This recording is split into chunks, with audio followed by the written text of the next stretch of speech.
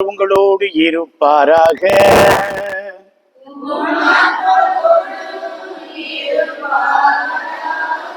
யோவான் எழுதிய தூய நற்செய்தியிலிருந்து வாசகம்.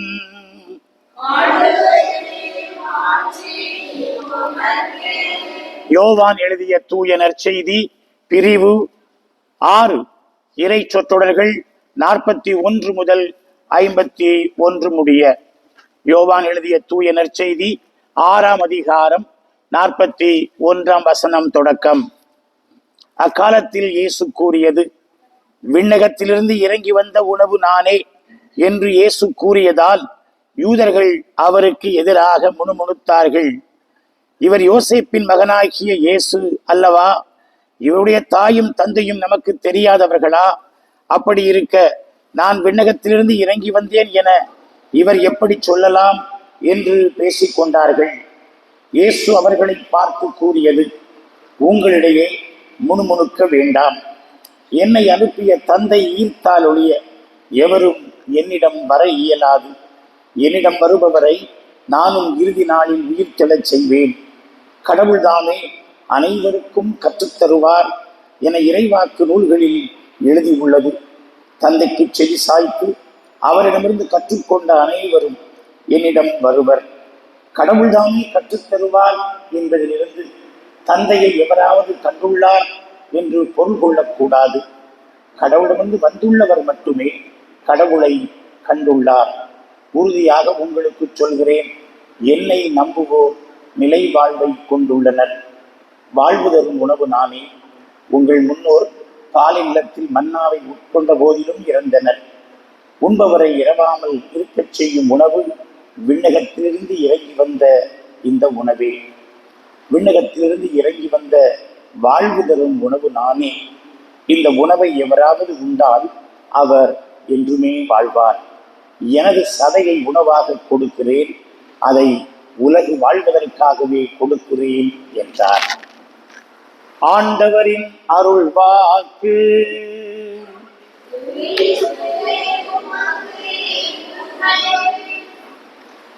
ஆண்டவர் இயேசு கிறிஸ்துவுக்குள் அன்புமிக்க சகோதரிகளே, சகோதரர்களே, கடந்த 2 வாரங்களாக யோவான் நற்செய்தி 6ஆம் அதிகாரத்திலிருந்து நாம் ஞாயிறு நற்செய்தி வாசகங்களை பெற்று அதை சிந்தித்துக் கொண்டிருக்கிறோம். யோவான் நற்செய்தியில் ஆண்டவர் இயேசு இறுதி உணவை ஏற்படுத்துகிற அந்த நிகழ்ச்சி இருக்காது. அதற்கு மாறாக இந்த நற்கருணை பற்றிய ஆண்டவர் தன்னுடைய உடலை, தன்னுடைய இரத்தத்தை புதிய உடன்படிக்கையாய் நமக்கு விருந்தாய் தருகிற அந்த நிகழ்ச்சி 6ஆம் அதிகாரத்தில் விரிவாக இடம் பெற்றிருக்கிறது. ஆகவே அதனை நாம் படிப்படியாக பார்த்து வருகிறோம். அதனுடைய நீட்சியாகத்தான் இன்றைய வாசகம் அமைந்திருக்கிறது. இன்றைக்கு நாம் வாசிக்க கேட்ட 6ஆம் அதிகாரம் 41 முதல் 51 முடிய உள்ள வசனங்களிலே மிகவும் குறிப்பாக நாம் என்ன பார்க்கிறோம் என்றால், இன்றைக்கு 11 பாடலில் நாம் சொன்ன அந்த கருத்து தான் இங்கே ஒளிர்கிறது. ஆண்டவர் எத்துணை இனியவர் என்று சுவைத்து பாருங்கள். ஆண்டவரை நாம் பெருமைப்படுத்தவும், ஆண்டவரில் நாம் மகிழவும், ஆண்டவருடைய திருப்பெயரை நாம் நம்முடைய வாழ்வில் எடுத்துரைக்கவும் அழைக்கப்படுகிறோம். ஆண்டவரிடத்திலே அடைக்கலம் புகவும், ஆண்டவர் எத்துணை இனியவர் என்று அனுபவித்து நாம் மகிழவும் இந்த வார்த்தைகள் நமக்கு அழைப்பு விடுக்கின்றன. ஆனால் இந்த கூற்றுக்கு மாறாக நடைபெறுகிறது. அன்றைக்கு என்ன நடக்கிறது? ஆண்டவர் மக்களுக்கு கற்றுத்தருகிறார். ஆண்டவர் மக்களுக்கு போதிக்கிறார். ஆண்டவர் மக்களுக்கு சில உண்மைகளை வெளிப்படுத்துகிறார்.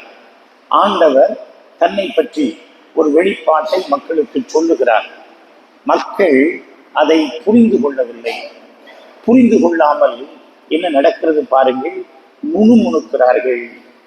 இன்றைய வாசகத்திலே ஒரு தடவைக்கு 3 தடவைகள் அவர்கள் முணுமுணுத்தார்கள், முணுமுணுத்தார்கள், முணுமுணுத்தார்கள் என்கிற ஒரு செய்தியினை நாம் பார்க்கிறோம். சில நேரங்களில் நமக்கு பிடிக்காத ஒன்றை இன்னொருவர் செய்கிற பொழுது, அல்லது இன்னொருவர் சொல்லுகிற பொழுது, இன்னொருவர் செய்து கொண்டிருக்கிற பொழுது நமக்கு கோபம் வருகிறது, கடுப்பு வருகிறது. நாம் அதற்கு எதிராக முணுமுணுப்பை தருகிறோம். விவிலியத்திலே முணுமுணுப்பு என்பது ஒரு அழகான தலைப்பு. அது நிறைய படிப்பினைகளை கற்றுத்தருகிறது. முணுமுணுப்பினால் கடவுள் தருகிற ஆசிரை நாம் இழந்து விடுவோம். கடவுள் கற்றுத்தர விரும்புகிற படிப்பினைகளை நாம் இழந்து விடுவோம். முணுமுணுப்பினால் கடவுளுடைய ஆசி வளம் நம்மை வந்தடையாது. முணுமுணுக்காது நாம் ஆண்டவருக்கு கீழ்ப்படிய, ஆண்டவருடைய செய்தியை எளிய தாழ்ச்சி நிறைந்த உள்ளத்தோடு நாம் ஏற்றுக்கொள்ள நமக்கு பக்குவம் வேண்டும். நமக்கு அப்படிப்பட்ட ஒரு மனநிலை வேண்டும். இன்றைய நாளில் ஆண்டவரிடத்திலே, ஆண்டவரே எங்களுக்கும் அப்படிப்பட்ட ஒரு பண்பினை தாரும் என்று நாம் கேட்க வேண்டும். 2000 ஆண்டுகள் ஆகியிருக்கின்றன. ஆனாலும் கூட திருச்சபையிலே இந்த முணுமுணுப்பு தொடர்கிறது. அதிலும் குறிப்பாக எதை பற்றிய முணுமுணுப்பு தொடர்கிறது? ஆண்டவருடைய திருவுடல் திருரத்தம் பற்றிய முணுமுணுப்பு, ஆண்டவருடைய விருந்து பற்றிய முணுமுணுப்பு. குறிப்பிட்டு சொல்ல வேண்டும் என்றால் நற்கருணை பற்றிய முணுமுணுப்பு இன்றைக்கும் தொடர்கிறது. அன்றைக்கு மக்கள் முணுமுணுத்து இயேசுவை ஏற்றுக்கொள்ள தயங்கியதைப் போல இன்றைக்கும் நற்கருணை பற்றிய வெளிப்பாட்டினை, நற்கருணை பற்றிய புரிதலை, நற்கருணை பற்றிய கற்பித்தலை மக்கள் ஏற்றுக்கொள்ள முணுமுணுக்கிறார்கள். முணுமுணுத்து ஆளுக்காள் ஒரு சபை, ஆளுக்காள் ஒரு அமைப்பு, ஆளுக்காள் ஒரு கொள்கை, கோட்பாடு, தத்துவம் என்று அவர்கள் வைத்துக் கொள்கிறார்கள். இன்றைய வாசகத்தினுடைய உச்சம் நமக்கு அடுத்த வாரத்தில் வரும். அவர்கள் அத்தனை பேரும் இந்த உண்மையை ஏற்றுக்கொள்ள முடியாமல் இயேசுவை விட்டு ஓடி விடுவார்கள். 12 சீடர்கள் மாத்திரமே பக்கத்தில் இருக்க இயேசு கேட்பார், நீங்களும் போய்விடப் போகிறீர்களா? போனால் போங்கள் என்றவர் சொல்லுவார். ஆண்டவர் காம்ப்ரமைஸ் பண்ணுகிறவர் அல்ல. ஆண்டவர் சில உண்மைகளுக்காக நிலைத்து நிற்கிறவர். ஆண்டவர் சரி, மக்களுக்கு இது விருப்பமில்லை போலும், தத்துவத்தை மாற்றிக்கொள்ளலாம் என்று அவர் நினைக்கிறவர் அல்ல. இது நம்முடைய சிற்றறிவிற்கு, நம்முடைய பகுத்தறிவிற்கு, நம்முடைய உலக பிரகாரமான அறிவிற்கு ஏற்றுக்கொள்ளக்கூடிய ஒன்று அல்ல. இது விண்ணகத்திலிருந்து அருளப்படுகிற ஒரு வெளிப்பாடு, ஒரு மாபெரும் கொடை. அதை ஏற்றுக்கொள்வதற்கு ஒரு பக்குவம், அதை ஏற்றுக்கொள்வதற்கு ஒரு பண்பு நமக்கு தேவை. அது இருந்தால்தான் அன்புமிக்கவர்களே இந்த மாபெரும் மறைபொருளாகிய நற்கருணையை நாம் புரிந்து கொள்ள இயலும்.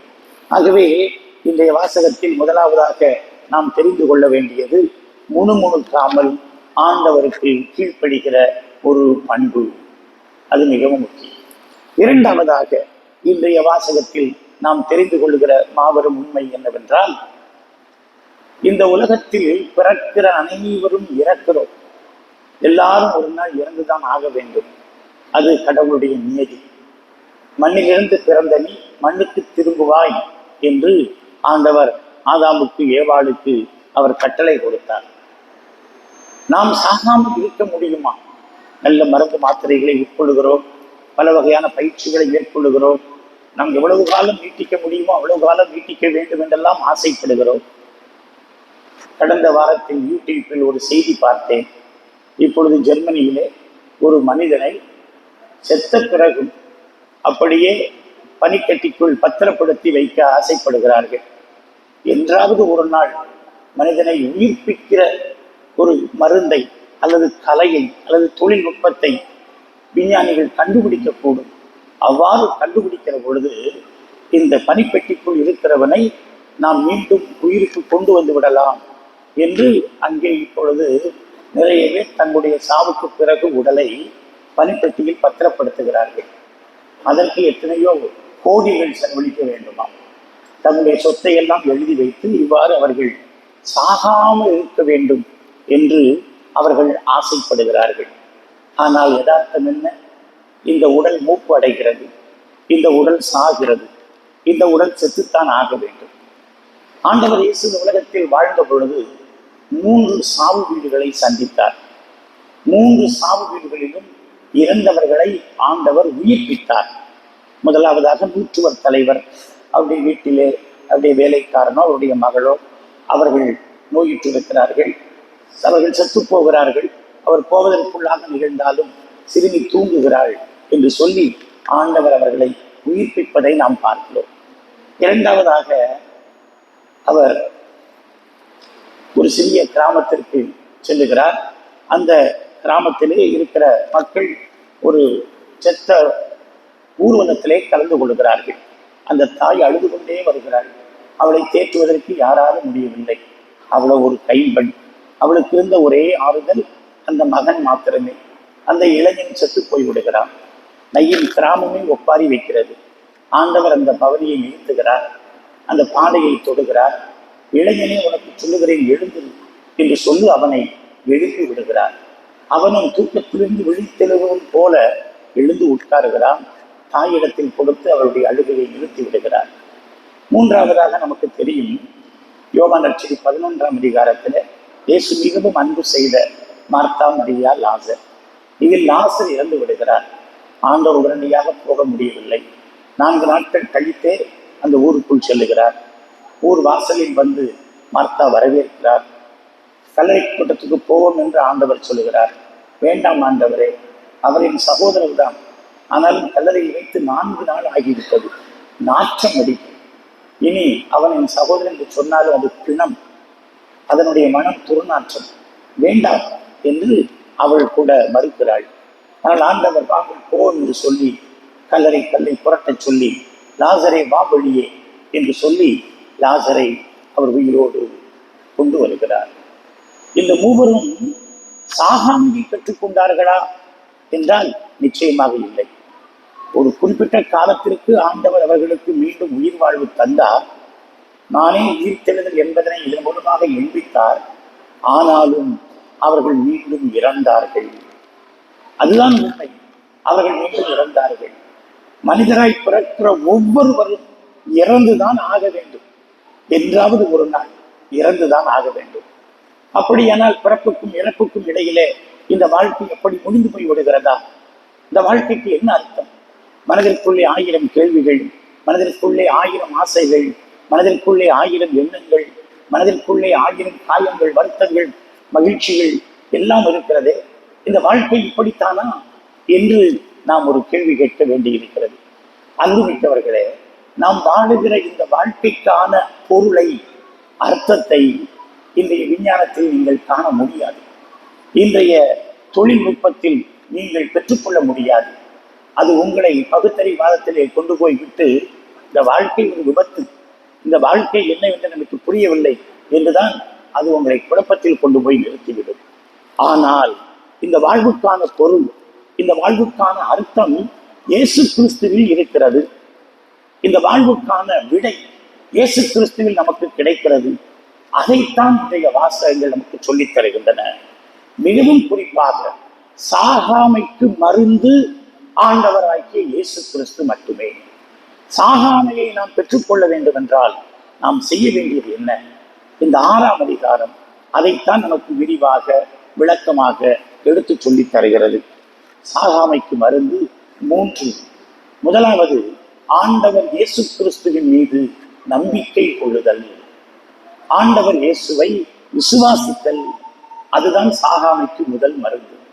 இரண்டாவது, ஆண்டவருடைய வார்த்தைகளுக்கு, ஆண்டவருடைய வசனத்திற்கு, ஆண்டவருடைய வாக்குறுதிகளுக்கு கீழ்ப்படிதல். ஆண்டவருடைய வசனங்களை கேட்டு அதன்படி நடத்தல். என் வார்த்தைகளை கேட்போர் நிலைவாழ்வை பெற்றுக்கொள்வர் ஆண்டவர் சொல்லுகிறார். இது இரண்டாவது. மூன்றாவது, யார் யார் என்னுடைய உடலை உண்ணுகிறார்களோ, யார் யார் என்னுடைய இரத்தத்தை குடிக்கிறார்களோ அவர்கள் நிலை வாழ்வு பெறுவர் என்பது வசனம். ஆகவே மூன்றாவதாக சாகாமைக்கான மருந்து நற்கருணை, ஆண்டவருடைய திருவிருந்து, ஆண்டவருடைய புதிய உடன்படிக்கை, அதில் பங்கெடுத்தல். இதில் பங்கெடுப்பதன் வாயிலாக சாகாமையை பெற்றுக் கொள்ளுகிறோம். வாழ்க்கை இத்தோடு முடிந்து விடுவதில்லை. இன்னொரு வாழ்வு இருக்கிறது. இன்னொரு வாழ்வு நமக்கு தொடங்குகிறது. அது நிலை வாழ்வு. அந்த நிலைத்த வாழ்வில் நாம் நித்தியத்திற்கும் புனிதர்கள் தூதர்களோடு ஆண்டவரோடு அரசாள வேண்டும் என்றால் நாம் செய்ய வேண்டியதெல்லாம் 3 எளிய காரியங்கள்.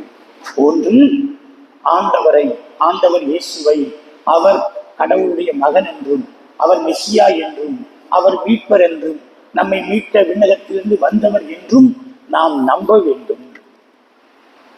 இரண்டாவது, அவருடைய வார்த்தைகளை நாம் நம்பி கீழ்ப்படிய வேண்டும்.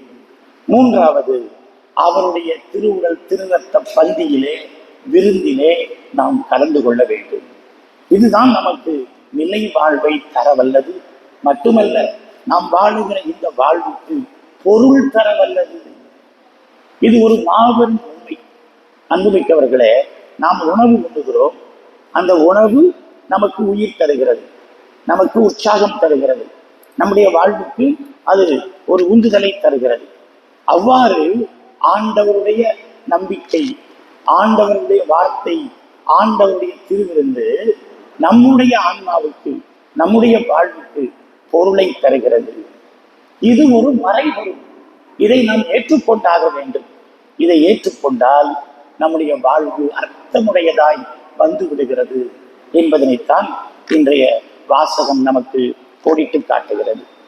இந்த வாசகத்திற்கு அழகு சேர்ப்பது போல் இன்றைக்கு முதல் வாசகத்தை திரு அவை நமக்கு தேர்ந்தெடுத்து தந்திருக்கிறது. எலியாவினுடைய வாழ்க்கையில் நடந்த ஒரு நிகழ்வு. எலியா சாக விரும்புகிறார். எலியா எவ்வளவு பெரிய இறைவாக்கினர், எவ்வளவு பெரிய சாதனைகளை செய்தவர்.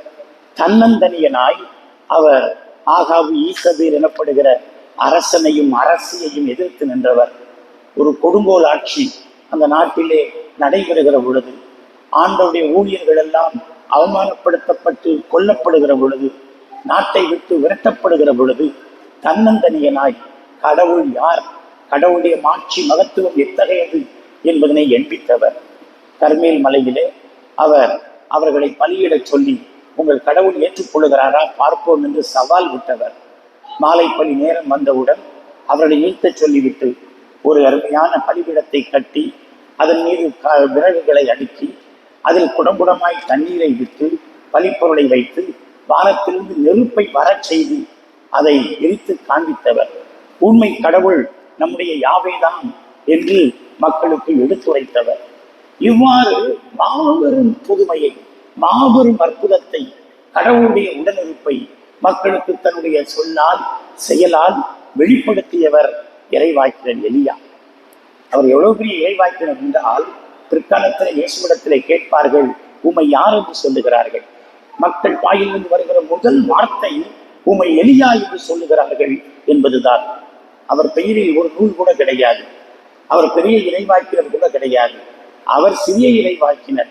சில நிகழ்வுகள் மாத்திரமே அவரை பற்றி இருக்கின்றன. அப்படிப்பட்ட அவரை மக்கள் பசுமையாய் இதயத்தில் நினைவு கொண்டிருக்கிறார்கள் என்றால், கடுகு சிறுத்தாலும் காரம் சிறுக்காது. அவருடைய செயல்பாடு அப்படிப்பட்டது. அப்படி மகத்தான புதுமைகளை, ஆச்சரியங்களை செய்த அந்த எலியாவுக்கு ஒரு நெருக்கடி வந்தது. ஈசபேல் அரசி இதயத்தில் அவள் வஞ்சனம் கொண்டாள். இந்த எலியாவை அழிக்காமல் நான் விடமாட்டேன், அவனை கொல்லாமல் விடமாட்டேன் என்று அவனை துரத்தினாள். ஆண்டவருடைய ஊழியர்களுக்கு இப்படி சில நேரங்களிலே துன்பங்கள், நெருடல்கள், சோதனைகள், வேதனைகள் வருவது உண்டு. அது கடவுளிடமிருந்து வருகிற ஒன்று அல்ல. அவர்கள் மீண்டும் கடவுளை பற்றிக் கொள்வதற்காக வருகிற ஒரு காலத்தின் கொடுமைகள் அது. அப்படித்தான் அரசி அவரை நெருக்க, அவர் தப்பித்தோம் பிழைத்தோம் என்று இஸ்ரேல் நாட்டில் இருந்து சீனாய் மலைக்கு அடைக்கலம் புகுகிறார். சீனாய் மலையிலே போய் அவர் ஆண்டவரிடத்திலே சொல்லுகிறார், ஆண்டவரே, எனக்கு வாழவே பிடிக்கவில்லை. ஆண்டவரே, நான் சாக விரும்புகிறேன். ஆண்டவரே, என்னை கொன்று போடும், உம்முடைய கைகளால் என்னை கொன்று போடும் ஆண்டவரே என்று ஆண்டவரிடத்திலே அவர் அழுது புலம்புகிறார். ஒரு பரிதாபமான நிலை. பல நேரங்களிலே ஆண்டவருடைய ஊழியர்களுக்கு, ஆண்டவருடைய அடியார்களுக்கு இப்படிப்பட்ட வேதனை வருகிறது. இந்த வேதனை அதிகாரத்தில் இருப்பவர்கள், அதிகாரத்தை தங்கள் கையில் எடுத்துக் கொள்ளுகிறவர்கள், மக்கள், இவர்களால் பல நேரங்களிலே வந்து விடுகிறது. ஆனால் அப்படிப்பட்ட நேரம் அவர்கள் ஆண்டவருடைய வெளிப்பாட்டில் உறுதியாய் இருப்பதற்கு தரப்படுகிற ஒரு சோதனை களம். எலியா அவ்வாறு சாக வேண்டும் என்று விரும்பி அவர் சீனாய் மலையிலே அடைக்கலம் புகுந்த பொழுது என்ன நடக்கிறது? ஆண்டவர் அவரோடு இடர்படுகிறார். ஆண்டவர் அவருக்கு காகத்தின் வாயிலாக ரொட்டி துண்டை அனுப்புகிறார். அங்கே ஓடையிலே தண்ணீர் பீரிட்டு ஓடச் செய்கிறார். அந்த ரொட்டி துண்டை உண்டு அந்த தண்ணீரை குடித்துக் கொண்டு அவர் பிழைக்கிறார், புத்தெழுச்சி பெறுகிறார்.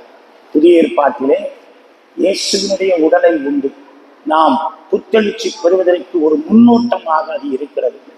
நம்முடைய உள்ளத்தில் இருக்கிற மனச்சோர்வு, நம்முடைய உள்ளத்தில் இருக்கிற கவலைகள், நம்முடைய உள்ளத்தில் இருக்கிற கஷ்டங்கள், நம்முடைய உள்ளத்தில் இருக்கிற சாவு பற்றிய பயம், நம்முடைய உள்ளத்தில் நாம் சந்திக்கிற பல வகையான நெருக்கடிகள், நம்முடைய உடலில் வருகிற நோய்கள், உறவு சிக்கல்கள், பிரச்சனைகள், குழப்பங்கள் அனைத்திற்கும் அதுவே நமக்கு பதிலாக இருக்கிறது. அவ்வாறு அன்றைக்கு எலியா ஆண்டவர் தந்த அந்த உணவினால் அவர் புது வாழ்வு பெறுகிறார். ஆகவே அவர் அந்த நேரத்தில் அவர் புத்தெழுச்சி பெறுவதை நாம் பார்க்கிறோம். ஆகவே ஆண்டவருடைய குரல் தெள்ளம் தெளிவாக வருகிறது. உனக்கு இன்னும் பணி இருக்கிறது. நீ போ, இந்த அரசர்களை ஆட்சியை விட்டு அகற்றி புதிதாக அரசரை அருள்பொழிவு செய். நாம் உன்னோடு இருக்கிறோம் என்று அவர் சொல்லுகிறார். நாம் நம்முடைய வாழ்க்கை பயணத்திலே சோர்வடைகிற பொழுது, தளர்வடைகிற பொழுது நாம் செய்ய வேண்டியதெல்லாம் இயேசுவின் மீது நம்பிக்கை கொள்ள வேண்டும், அவருடைய வார்த்தைகளுக்கு திரும்ப வேண்டும், அவருடைய திருவுடல் திருரத்த விருந்திலே நற்கருணையிலே நாம் கலந்து கொள்ளுதல் வேண்டும். அதை நாம் நம்புகிற பொழுது இந்த உலக வாழ்க்கைக்கும் உயிர் பெறுகிறோம், மறு உலக வாழ்வில் நாம் நிச்சயமான ஓர் இடத்தை பெற்றுக் கொள்ளுகிறோம் என்பது உறுதிபட இங்கே நமக்கு சுட்டி காட்டப்படுகிறது. ஒரு எலியா போலத்தான் இன்றைக்கு ஆண்டவருடைய அடியார்கள் மாத்திரமல்ல, நாம் அனைவருமே இருக்கிறோம். இஸ்ரேல் மக்களுடைய வாழ்க்கையை நினைத்து பாருங்கள். ஒரு நாள் 2 நாள் அல்ல, ஒரு வாரம் 2 வாரம் அல்ல, ஒரு மாதம் 2 மாதம் அல்ல, 40 ஆண்டுகள். எவ்வளவு நெடிய பயணம் பாலினத்திலே அவர்கள் பயணித்தார்கள். அவர்கள் வாழ்ந்த அந்த வாழ்க்கையை விட்டுவிட்டு பாலினத்திலே அவர்கள் வாழும்படியாக நேர்ந்தது. ஆண்டவர் அவர்களை விட்டுவிடவில்லையே, ஆண்டவர் அவர்களை பராமரித்தாரே, ஆண்டவர் அவர்களுக்கு எந்த குறையும் வைக்கவில்லையே. பிற்காலத்தில் நெகேமியா 9, 17, 19 ஆகிய வசனங்களிலே அவர்கள் சொல்லுவார்கள், ஆண்டவர் எங்களுக்கு வானத்திலிருந்து அனுதினம் மன்னாவை பொழிந்தார், பாறையை பிளந்து தண்ணீரை தந்தார், ஆண்டவர் எங்களுக்கு அறிவு தெளிவு ஏற்படுத்த ஞானத்தை வழங்க ஆவியை தந்தார், மேகத்தூணாக நெருப்புத்தூணாக எங்களை ஆண்டவர் பராமரித்தார், வாய்ப்பு ருசியாக உணவு வேண்டும் என்று கேட்ட பொழுது காடைகளை கொண்டு வந்து காலடியில் கொட்டினார், எங்கள் கால்கள் கொப்பளிக்கவில்லை, 40 ஆண்டுகள் நாங்கள் நடந்து எங்களுடைய ஆசை ஆடைகள் கசங்கவில்லை, ஆண்டவர் எங்களுக்கு போதுமானவராய் இருந்தார் என்று அவர்கள் சொன்னார்கள். 40 ஆண்டுகள் அவர்கள் வாழ்ந்தது எப்படி? வானத்திலிருந்து பொழியப்பட்ட அந்த மன்னாவை அவர்கள் உட்கொண்டு, வானத்திலிருந்து பொழியப்பட்ட மன்னா ஒரு அடையாளம், ஆண்டவருடைய பராமரிப்பு, ஆண்டவருடைய பிரசன்னம், ஆண்டவருடைய உடனிருப்பு, இதனை உள்ளத்தில் உணர்ந்தவர்களாக ஆண்டவர் நமக்கு விடுதலை தருவார், பாலும் தேனும் பொழியும் கானா நாட்டிற்கு நம்மை நிச்சயமாய் கூட்டி சேர்ப்பார் என்கிற நம்பிக்கையிலே அவர்கள் பயணித்தார்கள். அந்த பயணத்தில் அவர்கள் வெற்றியும் பெற்றார்கள். எலியா சோர்ந்திருந்த அந்த வேளையிலே இந்த உணவினால் ஊட்டம் பெற்று அவரும் உற்சாகம் பெற்றார். மீண்டும் தன்னுடைய பணி பொறுப்பை அவர் ஏற்றுக்கொள்வதனை நாம் பார்க்கிறோம். ஆகவேதான் அன்புமிக்க சகோதரிகளே, சகோதரர்களே, இன்றைய 2ஆம் வாசகத்திலே திருத்தூதர் பவுல் நமக்கு அழகான படிப்பினையை சொல்லுகிறார். புதிய வாழ்வுக்கான விதிமுறைகள். நாம் புது வாழ்வு வாழ வேண்டும். மீண்டும் மீண்டும் சோர்ந்து போகிற அல்லது மிரட்டல்களால் அப்படியே உடைந்து போகிற, உருக்குலைந்து போகிற, ஐயோ நான் செத்து போகிறேனே, அதுவே தேவலையே, எதற்கு வாழ வேண்டும் என்று நாம் எதிர்மறையாய் வாழுகிற வாழ்க்கையை விட்டு ஒழிக்க வேண்டும். வாழ்க்கையிலே நேர்மறையாய் புது வாழ்வு வாழுதல் வேண்டும். பவுல் அழகாக சொல்லுகிறார் பாருங்கள். வசனம் 31 4ஆம் அதிகாரம் பேசிய மனக்கசப்பு, சீற்றம், சினம், கூச்சல், பழிச்சொல் எல்லாவற்றையும் தீமை அனைத்தையும் உங்களை விட்டு நீக்குங்கள். நாம் சோர்ந்து போவதற்கு இவைதான் காரணம், தன்னலம்தான் காரணம், நான் எனது என்கின்ற எண்ணம் தான் காரணம். ஆகவே ஒரு நிமிடம் உங்களை ஆராய்ந்து பாருங்கள். வாழ்வு தருகிற ஆண்டவர் நமக்கு முன்னால் இருக்கிறார். நம்முடைய உள்ளம் எதால் நிறைந்திருக்கிறது? மனக்கசப்பு. எல்லாருடைய உள்ளத்திலும் அப்படி ஒரு கசப்பு, சீற்றம், கோபம் கொப்பளித்துக் கொண்டு வருகிறது. சினம், அதுவும் கோபம்தான். அடுத்து கூச்சல், குரலை உயர்த்தி பேசுவதும் அடக்குவதும், அடுத்தவர் மனத்தை புண்படுத்துவதும், பழிச்சொல், இல்லாது கொள்ளாது சொல்லி நாம் ஒருவர் காலை வாரி விடுகிற இந்த பழிச்சொல், இவற்றையும் தீமைகளையும் உங்களை விட்டு விலக்குங்கள்.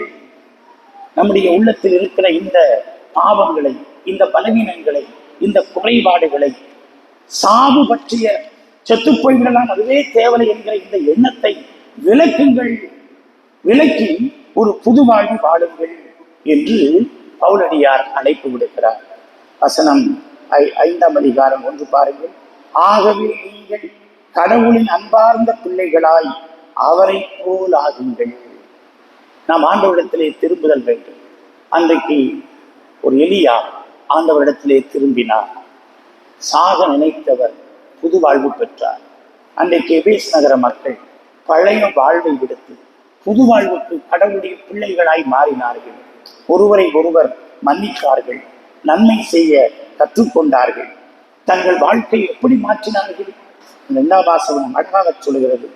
கிறிஸ்து உங்களுக்காக தம்மை நறுமணம் வீசும் பள்ளியும் காணிக்கையுமாய் கடவுளிடம் ஒப்படைத்து உங்களிடம் அன்பு கூர்ந்தது போல, கிறிஸ்து கடவுளிடம் தன்னையே நறுமணம் வீசும் காணிக்கையாய் ஒப்பு கொடுத்திருக்கிறார்.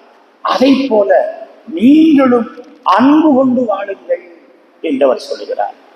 அன்புமிக்கவர்களே, நாம் ஒவ்வொரு முறையும் திருப்பலிக்கு வருகிறோம்.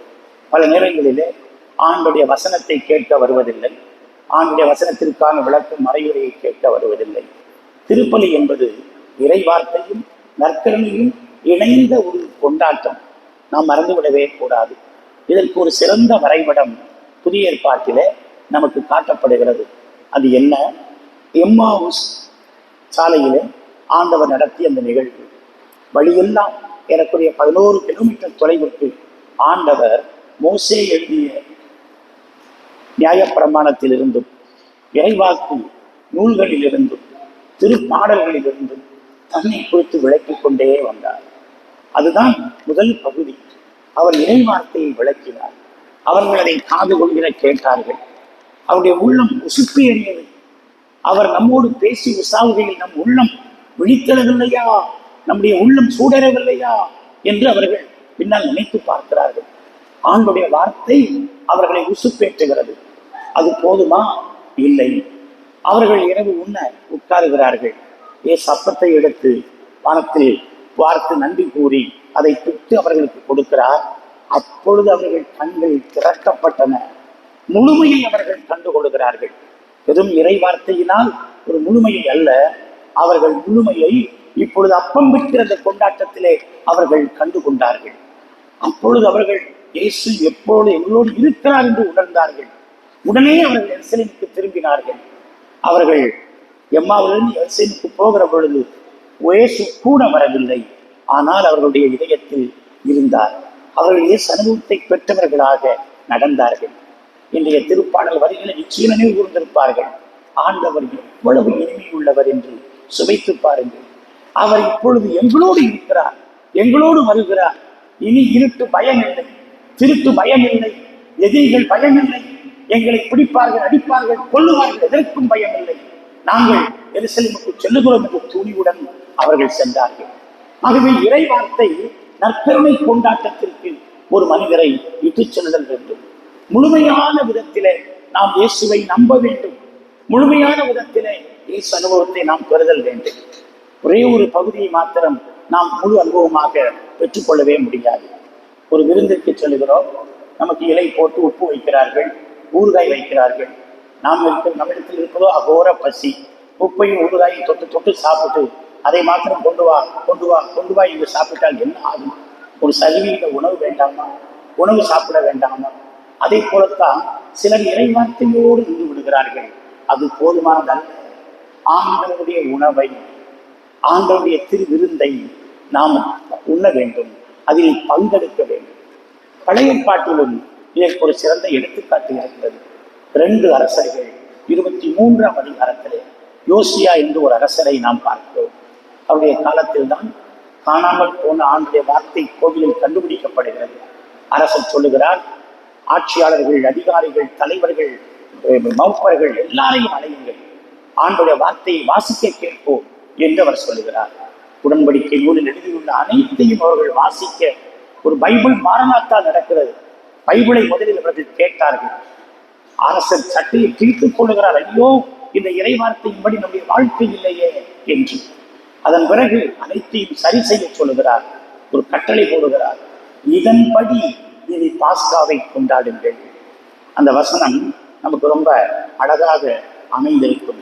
அவர்கள் அதன்படி பாஸ்காவை கொண்டாட 2 அரசர்கள் 23 வசனம் 21. உடன்படிக்கை நூலில் எழுதப்பட்டுள்ளது போல உங்கள் கடவுளாக்கி ஆண்டவருக்கு பாஸ்கா கொண்டாடுங்கள். வசனம் 22. இந்த பாஸ்காவை போல முன்பு இஸ்ரேலுக்கு தலைமை தாங்கிய நீதி தலைவர்களின் காலத்திலோ இஸ்ரேல் யூதா அரசர்களின் எல்லா காலங்களிலும் கொண்டாடப்பட்டதில்லை. ஆகவே நாம் சாகாமைக்கான மருந்தாக இயேசுவை நம்புகிறோம், கோவிலுக்கு வருகிறோம், இறைவார்த்தையில் முழுமையாக பங்கெடுக்க வேண்டும். அதைத் தொடர்ந்து ஆண்டவருடைய திருவிருந்தில் பங்கெடுத்து அதை நிறைவு செய்தல் வேண்டும். அப்பொழுதுதான் இதை போன்ற ஒரு பாஸ்கா அனுபவத்தை, சாகாமைக்கான மருந்தை, இந்த வாழ்வுக்கான புதிரான இந்த வாழ்வுக்கான பதிலை நாம் கண்டுபிடிக்க முடியும் என்று இன்றைய வாசகங்கள் நமக்கு சொல்லித் தருகின்றன. இனியும் பழைய வாழ்வு வாழ்கிறவர்களாக அல்லாமல் ஆண்டவருடைய கற்பித்தலால் புது வாழ்வு வாழ்கிற மனிதர்களாக நாம் வாழ்வோம். அதற்கான இறையருளை ஆண்டவர் இன்றைய வாசகங்கள் வாயிலாக, சிந்தனை வாயிலாக நமக்கு தந்தருள்வாராக. ஆமாம்.